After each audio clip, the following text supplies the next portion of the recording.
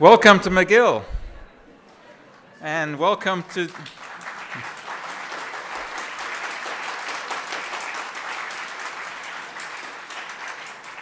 Oh, don't exhaust your applause on that. Welcome to the Trottier Public Science Symposium, and to welcome you properly, let me introduce Professor Alana Watt, who's our Dean of Science. She's a professor of biology, and her research interest is in neuroscience. So please welcome Professor Watt.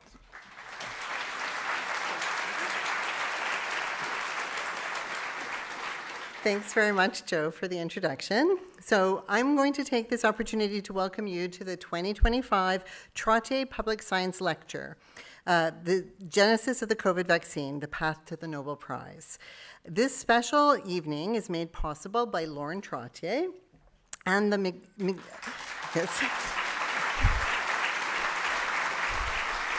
and the Trottier Family Foundation. This symposium promotes science communication and science literacy, and it is perhaps more vital today than ever. It encourages us to think critically. It helps us evaluate the plethora of information out there, the good, the bad, and the ugly, that we encounter in our daily lives. And we have Lauren Trottier and the McGill Office for Science and Society to thank for this opportunity. So for over 25 years, the Office of Science and Society has been countering misinformation and disinformation by heralding evidence-based science, whether it be on television, in the newspaper, or on social media, or through this annual symposium. The office has cultivated a huge following. And tonight, we are honored to have Nobel Laureate Dr. Drew Weissman, the co-founder of the COVID-19 vaccine, as our Trottier Symposium speaker.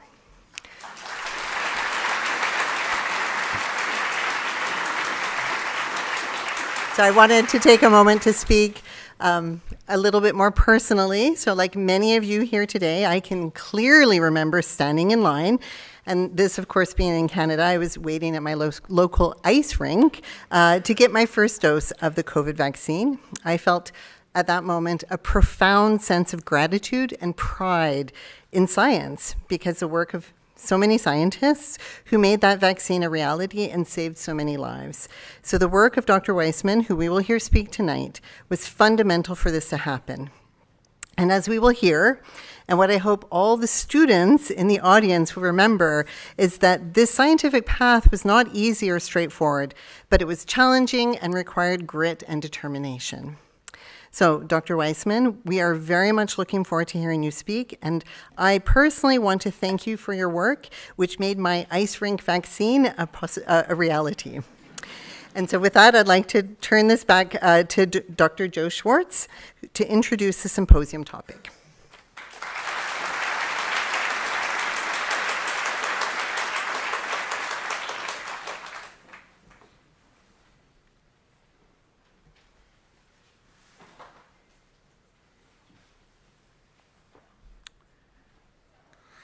The Nobel Prize is the most prestigious prize in science, and it has a very interesting history. Of course, it is named after Alfred Nobel, scientist who discovered dynamite. That comes as a surprise to a lot of people, because you would not associate certainly the Peace Prize with dynamite. But therein lies a very interesting story. And it starts with an Italian chemist by the name of Ascanio Sobrero, who discovered nitroglycerin. He took glycerin, which is a decomposition product of fat, heated it with nitric acid and sulfuric acid, and found a liquid that, when dropped, would explode. This was a surprising discovery. Those of you who remember the 1953 movie Wages of Fear will be familiar with nitroglycerin.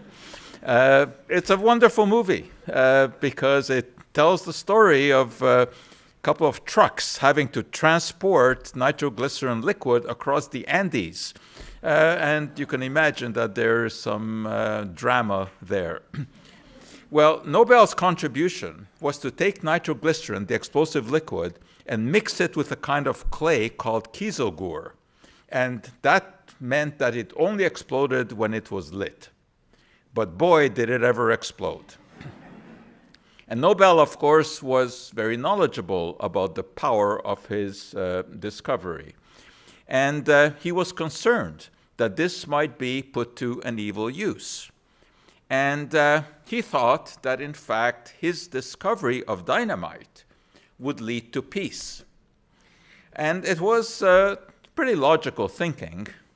Unfortunately, it didn't happen. But what really was the catalyst for the Nobel Prize was an obituary. When Nobel's brother died, but the press thought that Alfred had died, and an obituary appeared saying that the merchant of death is dead. He, of course, took this to heart, and he realized that maybe dynamite had some downfall as well. And at that moment, he decided to leave his fortune, which was vast, to be given out in the form of Nobel Prizes. And this is his will, in which he stated that he wanted his fortune, which was so large that the money that is gifted to the Nobel laureates today is still coming from the interest of his original fortune. And he decided that these prizes would be in physics, chemistry, physiology, or medicine, literature, peace. The economics prize was added later in 1969. Interestingly enough, ironically, Nobel developed angina near the end of his life, and he had to take nitroglycerin as a medication. And amazingly, the first ever Nobel Prize in physiology or medicine went to the discovery of vaccines. I mean, this was in the very early days. Von Behring was the recipient, and he was really at the forefront of immunology, developed a vaccine for diphtheria and tetanus. Now, it was not the first time that anyone had ever thought of vaccines. Way back in 1796, Edward Jenner inoculated a young boy, John Phipps, questionable whether this was ethical, whether he had the mother's permission, with some pus from cowpox. And this was the first ever vaccine. In fact, the word vaccine, coined by Louis Pasteur, comes from the Latin vacca for cow, because it was made from pus from cowpox. And there was immediate opposition to this, believe it or not. Cartoons like this. The insinuation was that if you got this vaccine, you would have cows sprouting out of you. Well, history repeats, because today, of course, we have demonstrations against vaccines. We have someone in the highest echelons of the US government who is against vaccines, despite the fact that the COVID-19 vaccine has saved millions and millions of lives. This is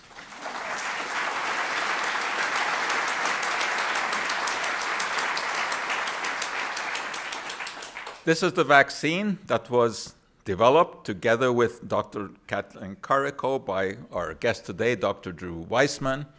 And of course, I could go on and tell you everything that he's involved in, but it would be a much, much longer list than that, and all of his accolades and all of his prizes, which are quite a few.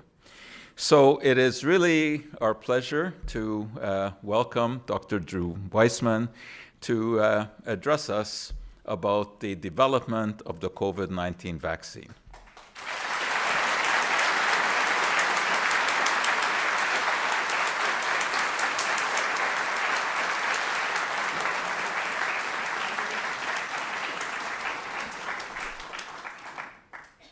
Thank you. It's been really a wonderful day and a wonderful, all the attention I've received and the wonderful conversations I've had here have been really a great day. So what I wanted to talk about today was more of an overview of what can be done with mRNA in the future. And I'm going to end it with my vision of the future. So I like to start this because when I'm talking to college audiences, they wonder, what is medical research? And in my view, medical research is a game of whack-a-mole. You have hundreds of ideas, hypotheses. You never know which of them are good, which are bad. The only way to find out are to test them. Many of them don't work out and you forget about it. Some work out and you move on to interesting things.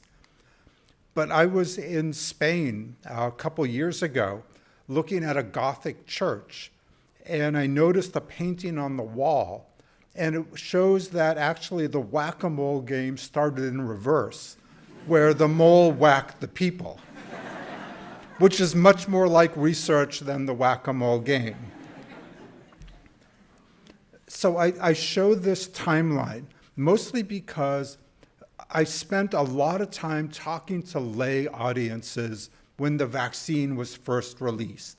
Most evenings and weekends, I'd be talking by Zoom or in person, in churches, in auditoriums, all over the place, trying to tell people what the RNA vaccine was, how it worked, why it was safe, and why they needed to take it. And one thing that somebody said at every single one of these presentations was, well, I don't know if I want to take it. It was invented in 10 months, and I don't trust it. I can't laugh at these people, because that's impolite. But it's the fact that RNA was developed in 10 months is crazy.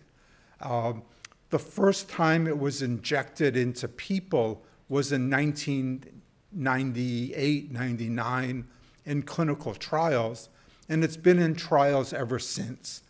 So this has been decades of development before we got to the COVID-19 vaccine. The first time it was injected into the animal with the idea of using it as a therapeutic was in 1990. After that, it was mainly used as a vaccine. But when Katie and I started working on this, one of our ideas was that protein therapeutics, which is the most rapidly growing element of pharmaceutical science, this is what a GMP facility looks like. You have 50,000-liter drums of mammalian cells making your protein. And then you have to invent a way of purifying this. So why that matters is that the cost of a monoclonal antibody therapy in the US ranges from about $50,000 to $200,000 a year. Our idea was that RNA would be a much safer and easier and more effective way, because instead of using cells in a drum, you use the host cells to make the protein. So RNA delivery, RNA is taken up by host cells, and protein is made from that RNA. In a vaccine, that protein is the antigen from the virus you're trying to protect against. But there's a really large platform of vaccines that started with Edward Jenner and probably started a century earlier in China with live virus vaccination, but there's many different potential platforms of vaccines, and RNA is one of the newer ones. The work that Katie and I did asked, how could we make RNA work better? So there were clinical trials in the 1990s. They failed. The companies that performed them went out of business. The response was, RNA doesn't work as a vaccine. It's too difficult to work with. It doesn't make much protein. It's too inflammatory. Don't bother. So big tech, pharma, NIH, other funders gave up on RNA. Katie and I took that as a challenge, and we wanted to know, well, if we could overcome all of those problems, maybe we could make a better vaccine. And RNA turned out to be a better vaccine because of its utility, its ability to be made very rapidly in the setting of a pandemic and expanded very rapidly. We went from 1 million doses to 1 billion doses in under a year. No other vaccine can do that. But what was striking, so you don't need to understand what this data is showing. What you need to see is the comparison. So on your right is an inactivated virus and a live virus vaccine for influenza. These are the two viral platforms that are currently used. Us old folks get inactivated virus. Our young children get live virus. Next to that is mRNA. And the level of mRNA response is 50 times higher than an activated virus. Drug companies like twofold increases in vaccines, they get excited. They got very excited when they saw this data. And that's why RNA moved so rapidly when the pandemic hit. To understand how RNA works, this is a brief overview of what the acquired and the innate immune systems. And I have some videos that show how antibodies work. Antibodies are Y-shaped proteins produced by our immune system after we are exposed to a disease-causing invader, such as bacteria or a virus. These proteins help the body remember the threat and be better prepared for the next encounter. Antibodies to the novel coronavirus recognize the virus's outer spike protein, enabling them to bind to the surface of the virus, preventing the virus particles from attaching to the host cell. Even if the virus successfully attaches, antibodies can prevent it from penetrating our cell membranes. If the virus still manages to enter the cell, antibodies can still prevent the virus from releasing its genome into the host cell for replication. Antibodies bound to the virus can also signal to other components of our immune system, targeting the virus for destruction. Scientists are trying to use antibodies both as a way to treat COVID-19. And I'll also talk about T-cell immunity to give you an idea of the two main arms of the immune system that RNA vaccines induce responses to. Inside all of us lurks a serial killer. A killer whose primary function is to kill and then kill again. These are cytotoxic T cells, a specialized member of our white blood cells. They patrol our bodies, identifying and destroying virally infected and cancer cells. And they do so with remarkable precision and efficiency. There are about 5 million T cells in a teaspoon of our blood, engaged in the ferocious and unrelenting battle to keep us healthy.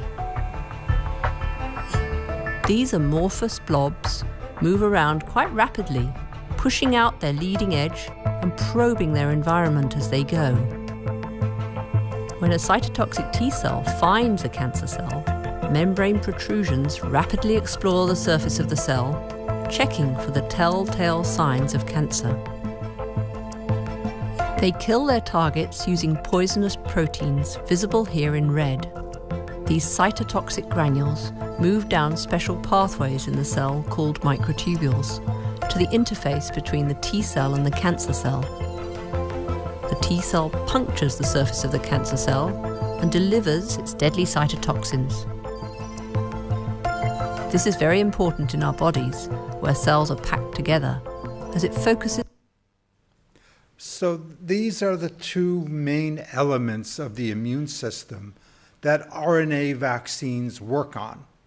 And as you can imagine, different types of vaccines, so directed against influenza or bacteria or parasites or cancer or other things, rely on different elements of the immune system for function.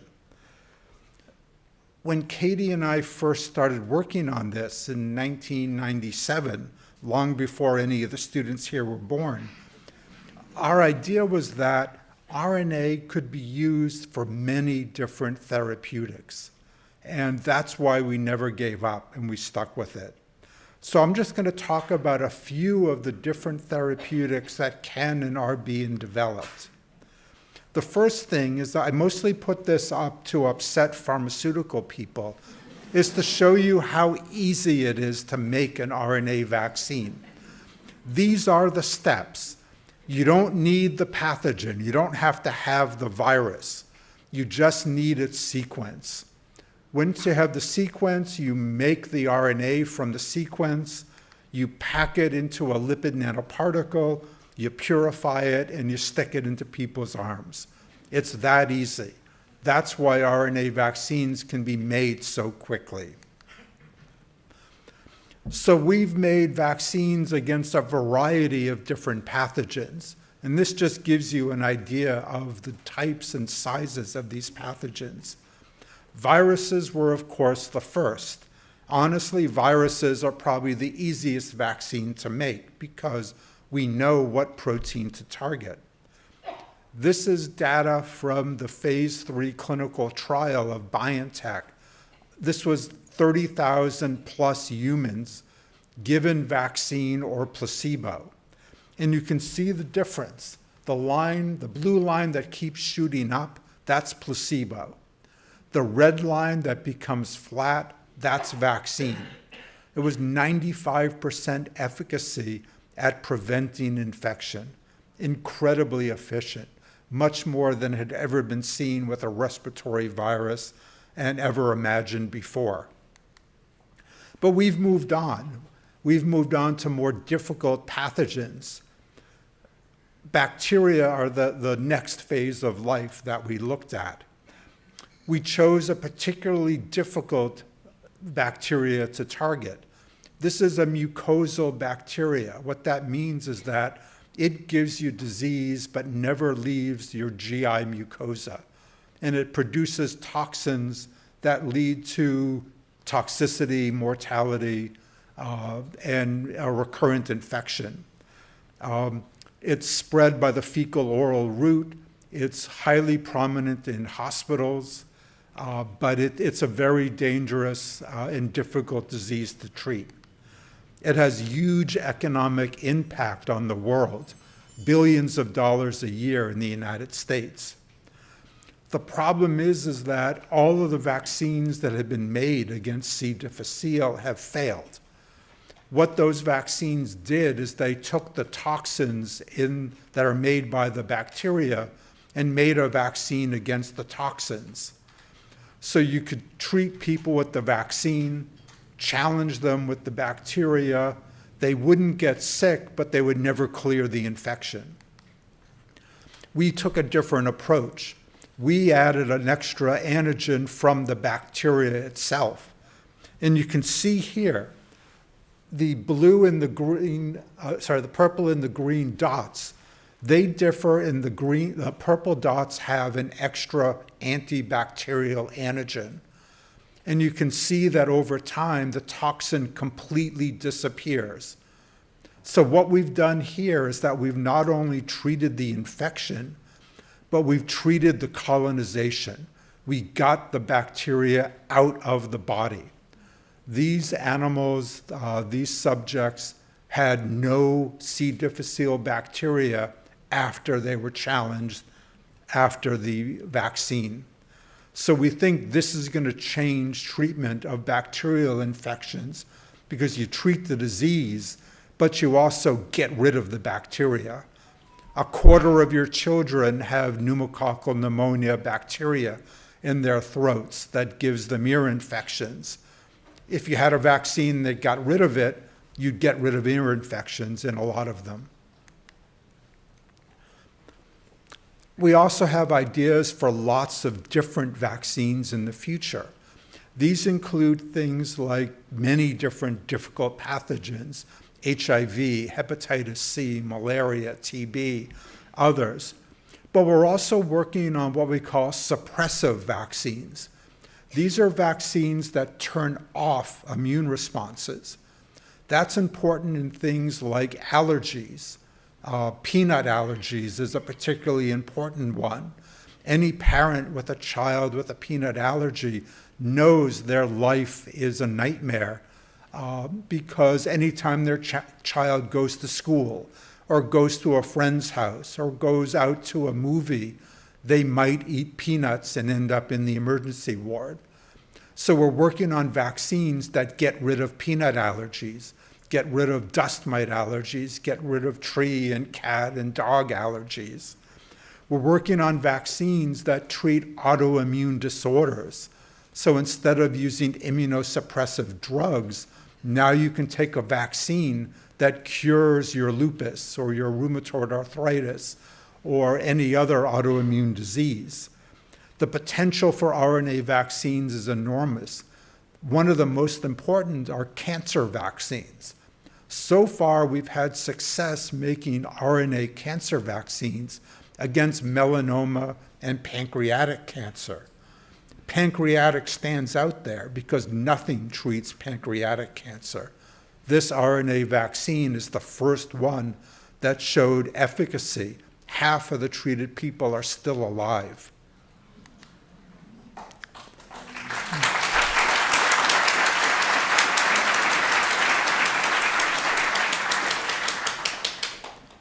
But there's many other things you can do with RNA. And you've heard some of these stories over the past couple of months.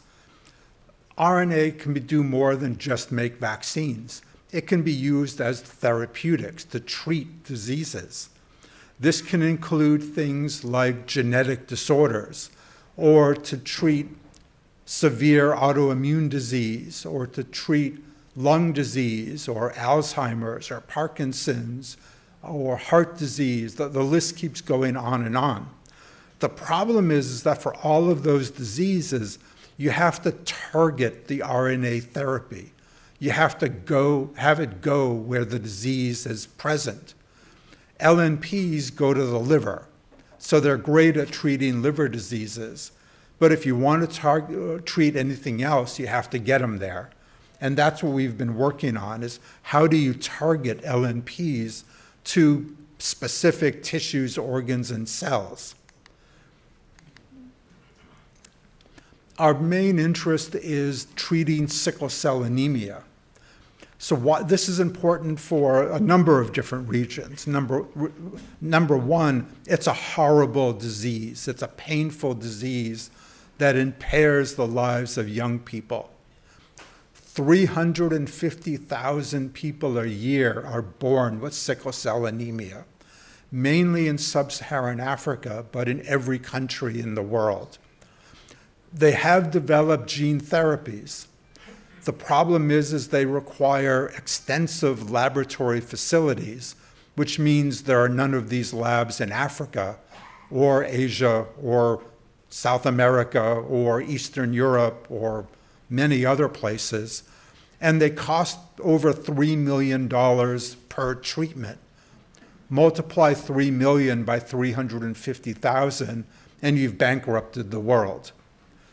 So our idea is that instead of typical gene therapy that costs millions of dollars, where you take the cells out of the body, you grow them, you infect them with a lentivirus that delivers gene editing technology, you give the patient chemotherapy to make room for the cells, and you give the cells back.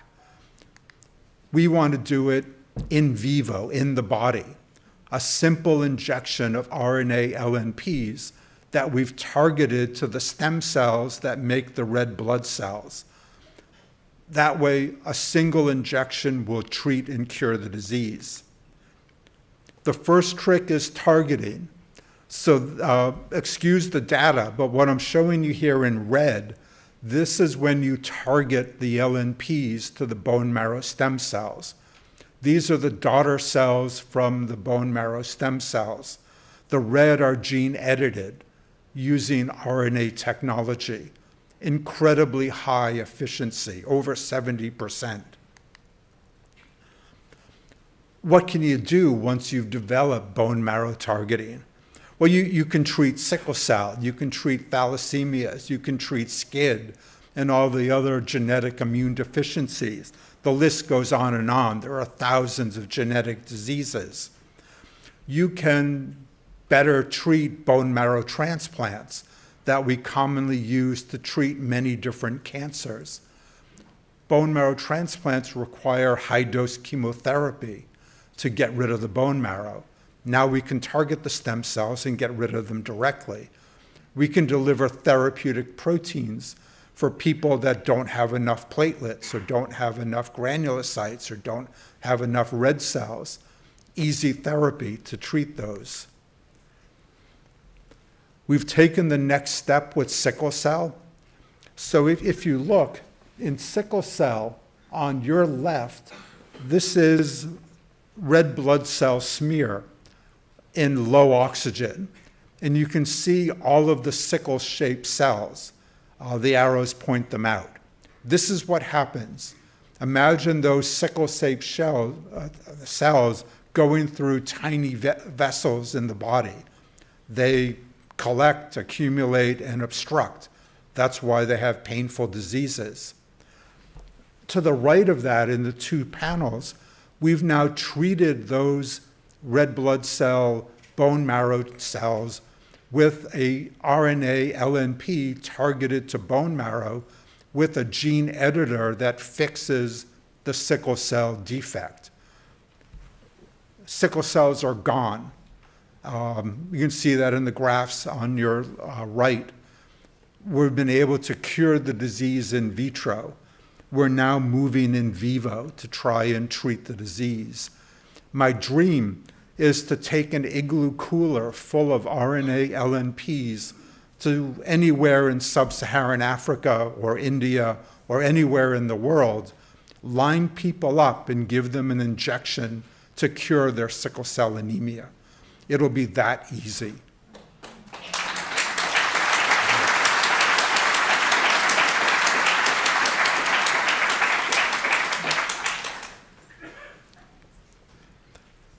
So I see the future of RNA as being able to treat, I can't say how many different diseases. We've made lists that they go on forever. My daughter is in the pharma industry, and she gives me a hard time when I say how many different things can be treated, because pharma treats one thing at a time. But RNA can be used for so many different diseases, most of which we haven't even thought of and we haven't even started to work on yet. We are currently working on brain therapeutics, treating things like Alzheimer's, Parkinson's, ALS, numerous other things that we think are possible. We're treating young kids with congenital defects leading to seizure disorders. The number and types of organs that can be treated are probably limitless as we figure out how to target them. So the potential for RNA is just enormous. Another thing that we've worked on, so coming from University of Pennsylvania, University of Pennsylvania is where CAR T-cell therapy was moved into patients and FDA approved. What CAR T-cells do is they basically take CD8 killer cells. You saw the video of them earlier that can go around and kill tumor cells. They change what they recognize. So instead of a peptide associated with a tumor, you can put an antibody on them that kills every tumor cell that has a specific antigen. This was initially developed for leukemias and lymphomas and has a cure rate of over 60% for diseases that were otherwise fatal. They've been incredibly effective. The problem is this is what it takes to make a CAR T-cell from a patient. It's nearly 2 weeks of work in a hospital that has the facilities capable of this kind of medical manipulations. It costs $500,000 a dose, and it's not available in many places. US, Canada, Europe are about it. If you're in sub-Saharan Africa with a leukemia or lymphoma, there's no hope. We had the idea of could we make CAR T cells in the body? So instead of 2 weeks of fancy hospital facilities, you give people an injection of RNA LNPs. The LNPs target the T cells. The RNA makes the CAR. So now you make CAR T cells in the body with an RNA LNP, and the CAR recognizes whatever you want it to recognize. Here we had it recognize cardiac fibrosis that happens in people with cardiac disease. And you can see on the right and the left, that's an untreated mouse or a mouse treated with RNA LNPs with a antifibroblast CAR. And we've gotten rid of the fibrosis, and we've cured these mice. This is now in human trials and in macaque studies as well. The idea for this development is people with severe autoimmune diseases. So these are autoimmune diseases that have early mortality, things like myositis, lupus, and others. Patients with these diseases are on usually heavy-duty immunosuppressive medications that makes them susceptible to infection and cancer development and never cures their disease. So they spend their entire life on immunosuppressive therapy, and they have very shortened lives.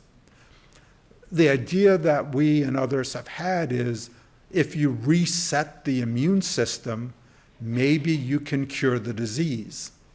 That's what CAR T cells do. CAR T cells kill all B cells.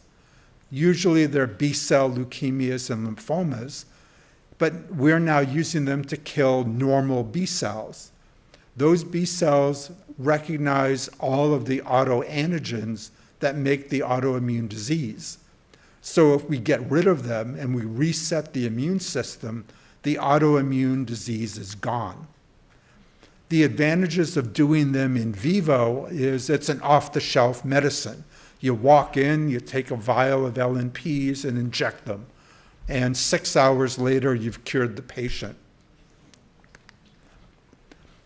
Here we've treated rhesus macaques with this T-cell targeted B-cell killing CAR. We gave them 3 doses because we had no idea how many doses we needed to give. But we saw that 80% of the T cells now were CAR T cells. We did this to macaques in increasing doses. What's important to see here is that with increasing doses, the B cells completely disappear from the blood. Below, this is stains of lymph nodes. So with increasing doses, we get rid of all of the B cells in the lymph nodes, in the gut, in the lungs, in the skin, everywhere. We deplete all of the B cells. What comes back, and they come back rather quickly, are naive. So these are B cells that have never responded to an antigen before. They have no autoantigen reactivities. So what's going to return is a completely naive immune system that will essentially cure the patient's disease. How long will it last? We have no idea. We can retreat with RNA LNPs whenever we need to. If it lasts 5 years and then lupus recurs, we give another dose. This can also be used for autoimmune diseases that don't have mortality risk. The lentiviral CAR Ts, about 5% of people die from the preparative therapy. You couldn't do that on a 5-year-old with type 1 diabetes because they're going to have a normal life anyway. Why would you give them something that could kill them? In vivo CAR Ts can be done on anybody. So it can be used on any autoimmune disease. So instead of long-term treatment of autoimmune diseases, we think in vivo CARs are the future that will cure the disease for hopefully decades. Human clinical trials are going on already. The clinical trials are even better than we thought they would be. I've had 2 companies purchased by big pharma already who are doing in vivo CAR T clinical trials. In vivo CAR Ts can be used for other things. So they can be used to cure HIV because they're very effective at killing HIV-infected cells. They can be used to treat a variety of autoimmune diseases, a variety of types of cancer. They're being developed for solid tumor cancers. The potential is enormous, and RNA delivery makes them easy and effective to do. So RNA therapies, I could literally go on for days about all of the different therapies that can be developed. The numbers are unbelievable and the potential is enormous. That's why we have young people in the labs, because they need to think of these new ideas. And that includes all the people here who are graduating college soon and will be looking for labs soon. I wanted to end by talking about our equity programs.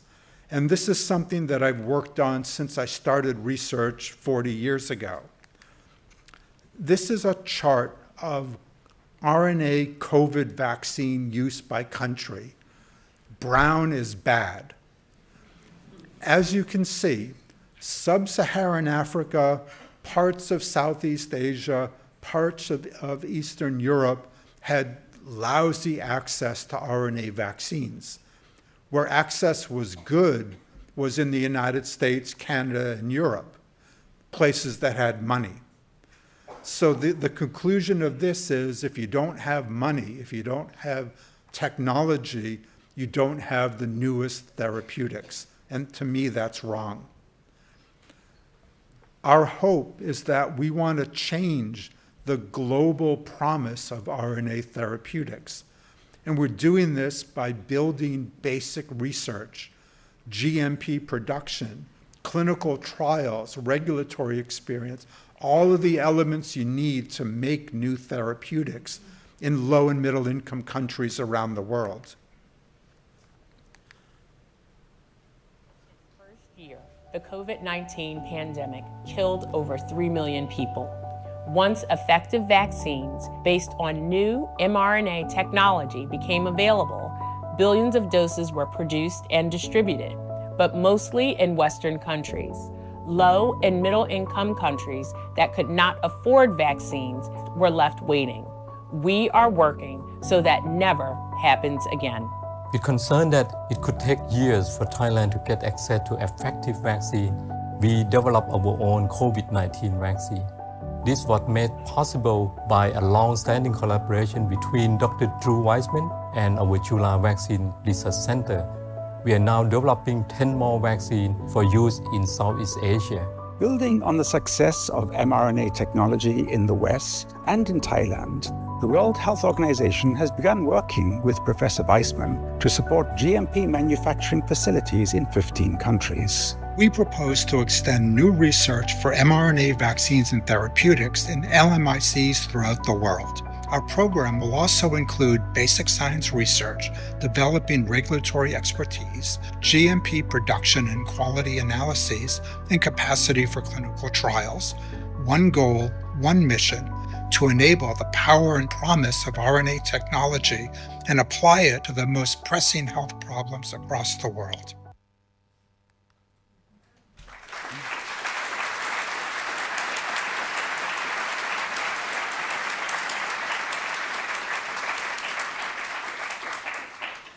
So this is Kiat, my collaborator in Thailand. These are the results of the clinical trial for the RNA vaccine we made in Thailand. And I mostly put this up to upset Pfizer because that vaccine was better than the Pfizer vaccine. You can see it gives higher levels in healthy adults in a comparison and had better T-cell and better longevity and was overall a better vaccine, but Pfizer doesn't like to hear that. We've since built 15 GMP sites. So GMP is the type of manufacturing required for drugs and vaccines to be given to humans. They are very expensive to build and expensive to maintain. We've built 15 of them in low and middle income countries around the world. We're now working with local infrastructures, companies, universities, governments, to build local infrastructure. And this includes training people who will work in these centers, building basic science research, building labs across low and middle income countries that can focus on disease that affect their populations. They don't need to make a new vaccine for measles because Big Pharma already does that. They need to make vaccines for dengue, for Zika, for malaria, for TB, for tularemia. The list goes on and on. These are local diseases that affect their regions that Big Pharma has no interest in because they won't make their money back. We also have to develop all of the other elements of drug development, the ability to run clinical trials, to perform regulatory acceptance of their drugs and vaccines, to figure out how to mass produce vaccines, how to distribute them in their countries, how to share with other countries. Most important in my mind is the IP. So you haven't experienced this, but IP runs the technical world. Every company wants IP as what they're going to buy. I've convinced the University of Pennsylvania to give IP access to everything that we've developed, every RNA vaccine, every RNA therapeutic. They will license to low and middle income countries free. This will allow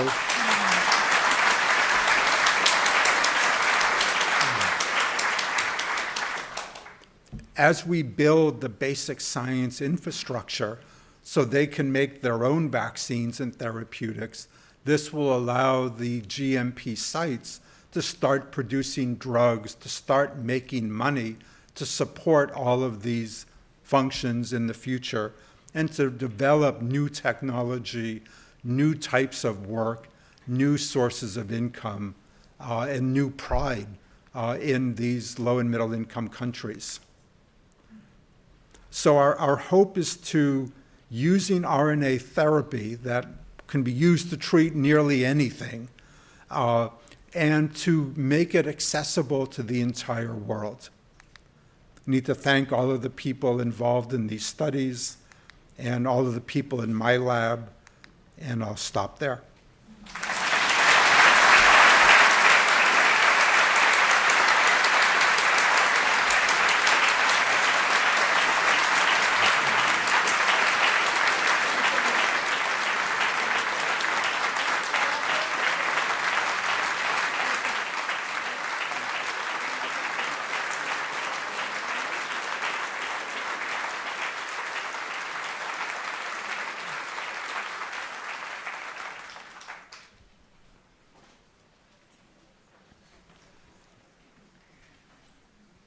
I tell my students, if you ever have a chance to go and see a Nobel Prize laureate speak, go, even though chances are that you will not understand the details, but you will remember it for the rest of your life. And I think that this is an absolute case for that, because your students, now in your 19, 20, 21 age group, by the time that you get to be adults, the spark that you saw here will be a bursting into a flame, because everything that you saw here is going to become applicable. You will see RNA cures for the diseases that you just heard about. Even though you won't remember the details, you won't remember what T cells or B cells are, doesn't matter. You will remember what you saw here. and how the fundamental research is going to pay off huge dividends because it will cure people of diseases that at this point seem uncurable. Anyway.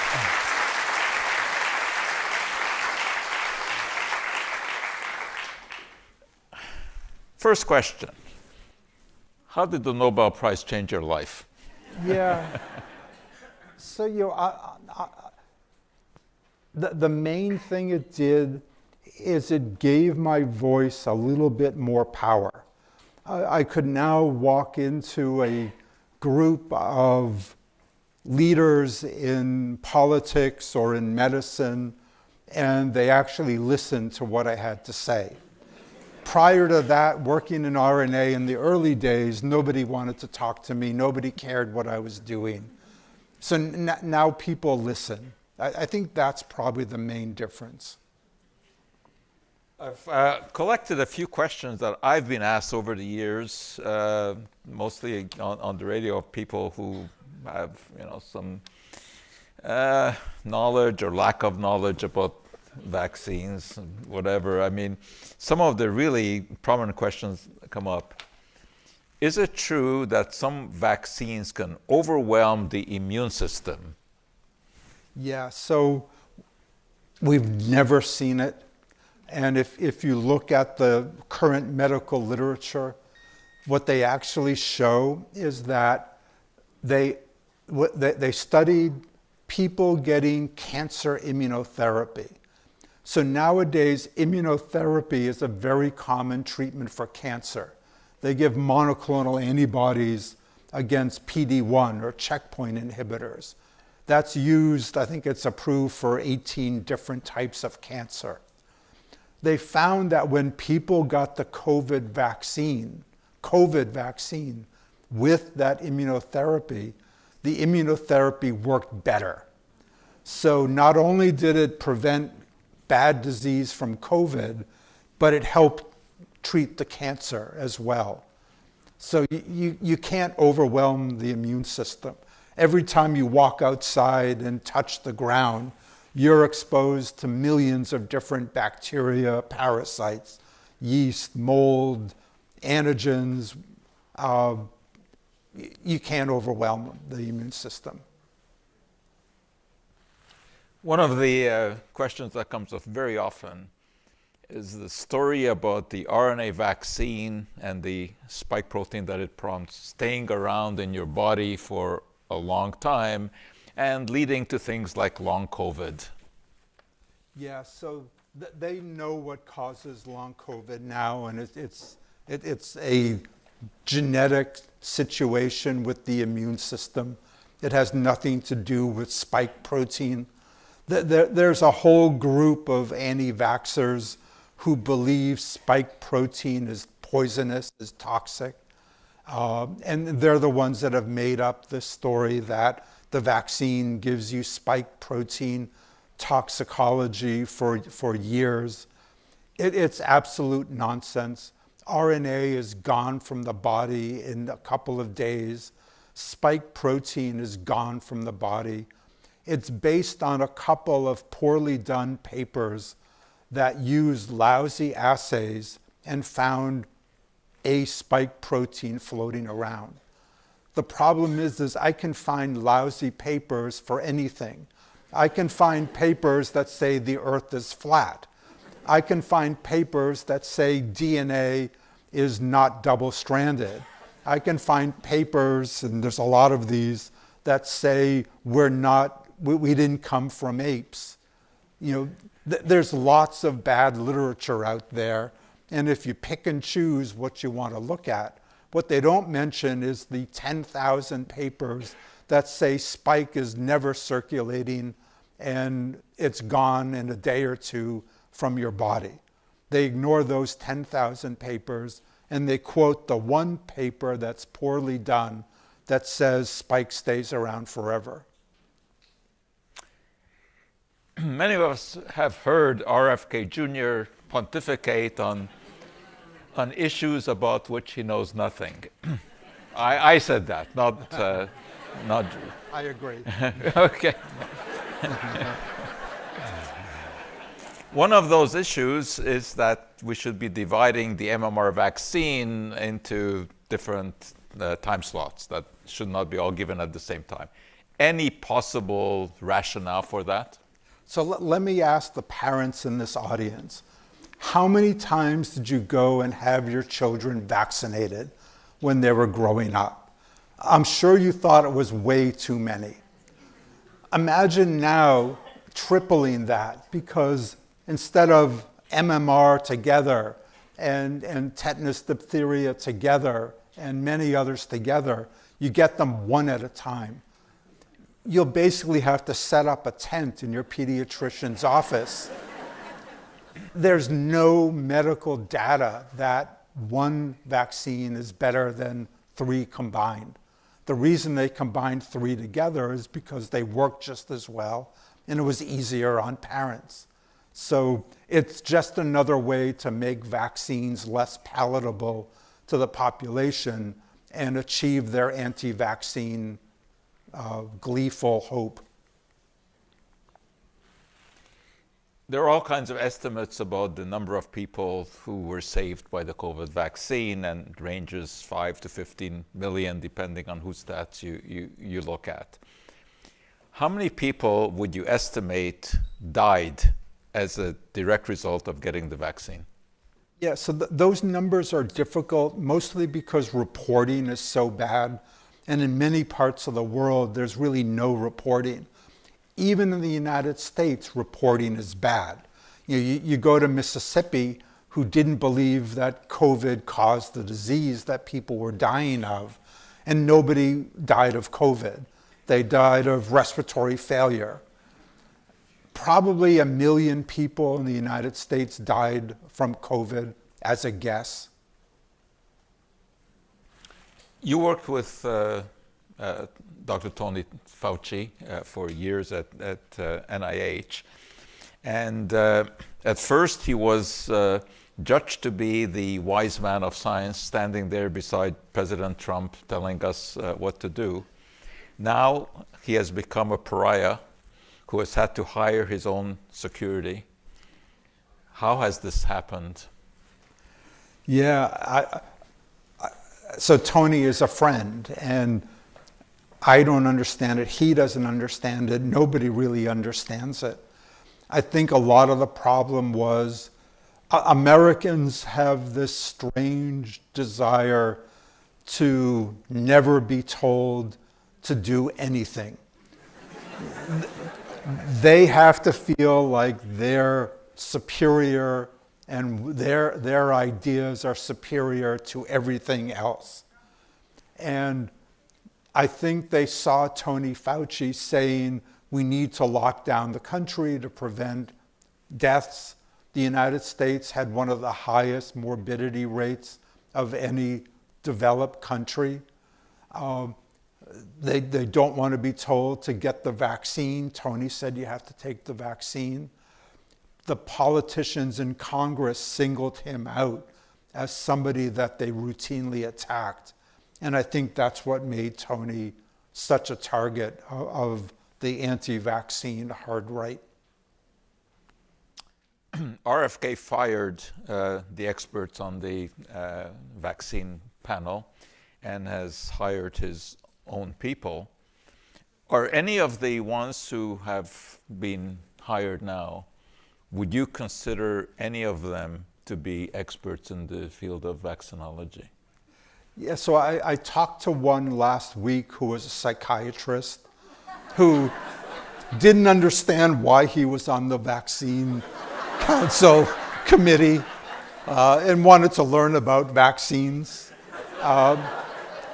Others of them have, on paper, they studied virology, they studied vaccines, but what they neglected to mention is that they studied them to attack them.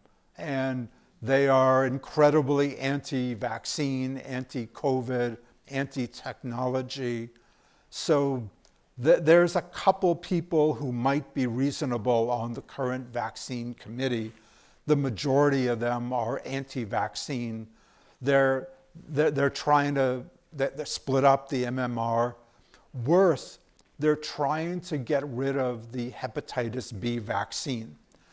So parents don't understand this for the most part, or at least US parents. Every child is vaccinated after birth if they're over, I think it's 1.5 to 2 kilograms. And the reason they do that is hepatitis B is incredibly easy to transmit to newborn children. And when a newborn child gets hepatitis B, they get chronic infection that leads to liver cancer later in life. It isn't like the adult version where most people have an infection, get over with it, turn a little yellow, and get better. Childhood hepatitis B is a deadly disease. Vaccinating on day one prevents that. It prevents the mother transmitting. It prevents child care from transmitting. When kids, as you know, kids put everything in their mouths. If somebody touches something and a kid puts it in his mouth, they can get hepatitis B. They want to get rid of hepatitis B vaccination.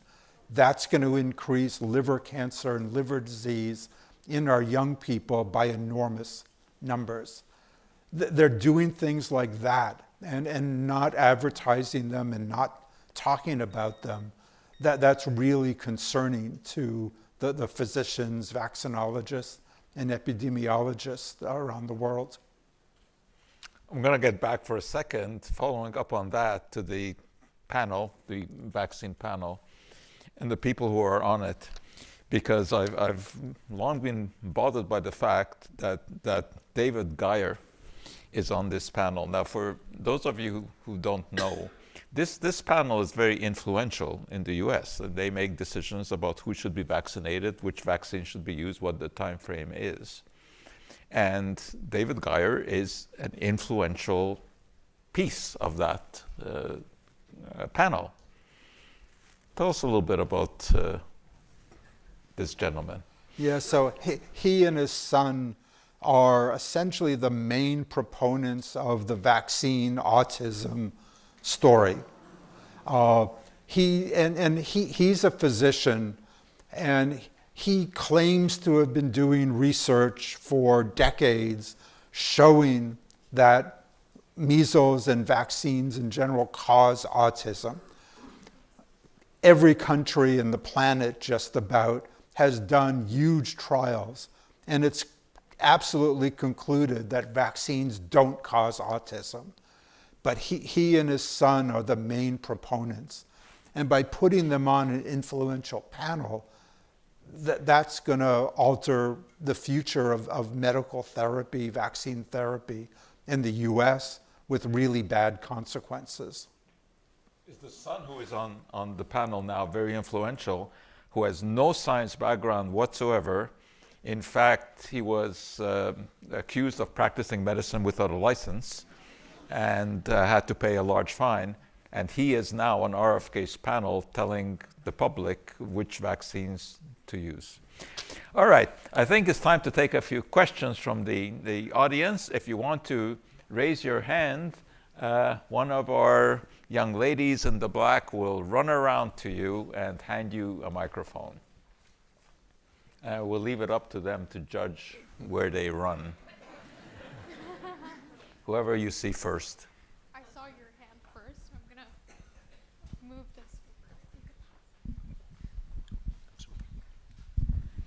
Hi, my name is Howard Pausens. Thank you for the presentation. Ethically, how do you choose what should be your next target? Sickle cell anemia or any other disease? That must be very, very hard. And how is that done? So I collaborate with over 300 labs around the world. So that gives me the ability to work on many different diseases. So it's not that difficult. As long as we can make the RNA therapeutics, design, build, construct the therapeutics We then work with our collaborators who test them in animal models to develop them. So it's a true collaboration that lets us work on so many different diseases. So you may be working on a few at the same time, or many at the same time. We're working on hundreds at the same time. Thank you. Go here. Hi, I have two questions for you. Do you believe that at some point RNAs could be used on fetuses, like if the parents... Yeah. And the second question, do you believe that autism can cause vaccines, since autistic people tend to like it specifically? Yeah, so I'll talk about the fetuses, since we've done work on that. We've been able to target LNPs to placenta and to fetuses, with the idea being there are many genetic disorders where children are essentially born dead or die within a day or two afterwards from the genetic deficiency. So what's currently done now is they try to treat them in utero with poor success. We're hoping someday we'll be able to treat fetuses. It can be done by giving IV to the mother. It's even easier to give to the arterial, the uterine vessels that directly target the fetus.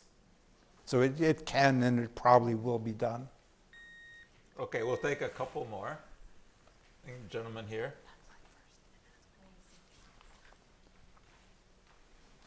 That's me. I was ready up there. I told you they would run.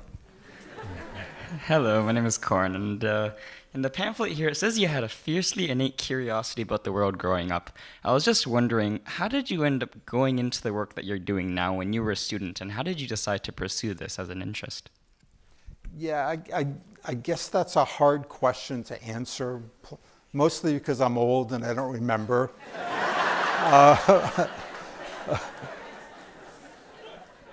My parents would tell stories about how nothing worked in the house because I constantly took everything apart. The toasters never worked, the doorknobs never worked. So I was always very curious about how everything worked. I think I became interested in immunology because at the time so little was known and there was so much to investigate. And that caught my attention. You know, many discoveries are made by accident in science, for sure. But you wouldn't think that there was an accident involved in this discovery, but there is a fascinating story. And it's a story about a photocopier. And you got to tell this one. Yeah, so this is back in the days before there were photocopiers. I'll explain what that is to the young folks later. But back then, there wasn't any internet. And the only way you could read a journal is you would wait for the journal to be mailed to you.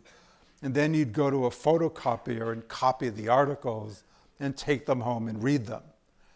Katie and I, when I first moved to Penn, both read a lot. And we would essentially fight over the photocopier to copy the journals. And we started talking, and she told me about RNA, and I told her about the immune system. And we started working together, and that's how our collaboration started. Unfortunately, that photocopier is not there, Yeah. and because it should have a plaque hanging on it that this is where it all started. All right, the last question there. Maybe you can just yell. Or okay, no, she will run up. There we go. Run, run, run. Hi, during the COVID-19 pandemic, various different countries created vaccines. I think Russia had the Sputnik vaccine, and there was often the perception that one vaccine from a certain country was better than the other. And is there any truth to that perception, or is there any science behind that? I just want to inquire about that. Yeah, thank you. No, so there's lots of science that tested the vaccines. The Russian vaccine was an adenoviral vaccine. It should have worked well. The problem is that Russia reported the results of the clinical trial before they did it. So nobody trusted the Russian vaccine. The Chinese made inactivated virus vaccines, which are the same kind of vaccines we use for influenza.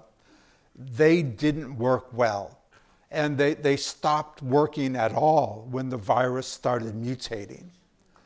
So the adenoviral vaccines were the other sort of competing vaccines with the RNA.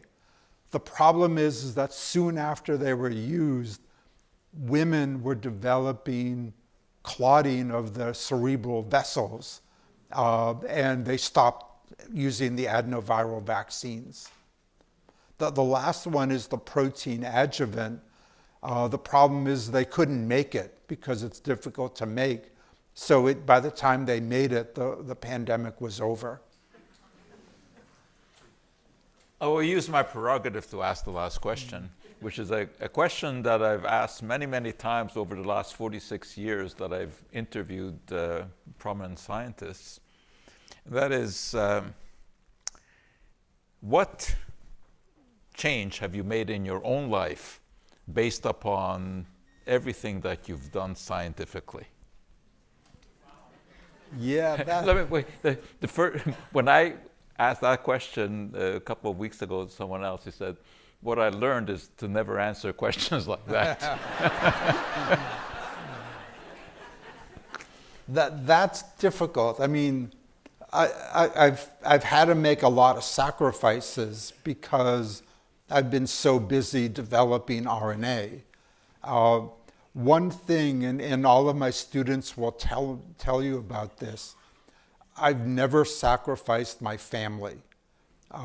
So when I was a fellow at the NIH, I would always be sure that I went home for dinner with my family. I often went back to work afterwards, but I made sure that I had dinner with my family because that was the time when all of the family was together. So I've had to give up a lot of my hobbies, a lot of the things that I used to do, but I've never given up on my family.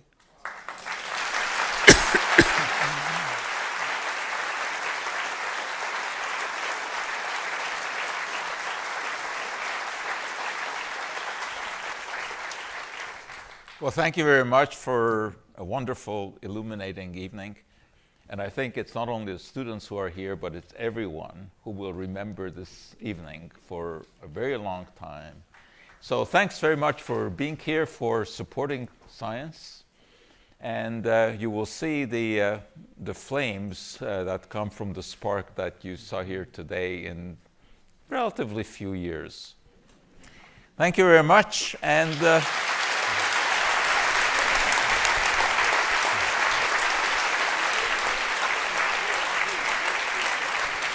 And as you heard, all of this is made possible by Laurent Trottier. And it has been our tradition to give him a little souvenir every time after such a lecture. So Lauren, if you would just come up here.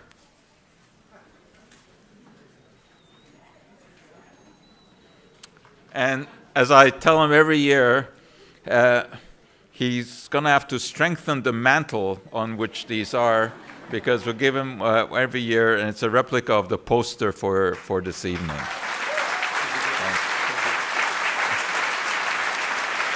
Thank you, Dr. Weissman, for all you've done. Okay, thanks again.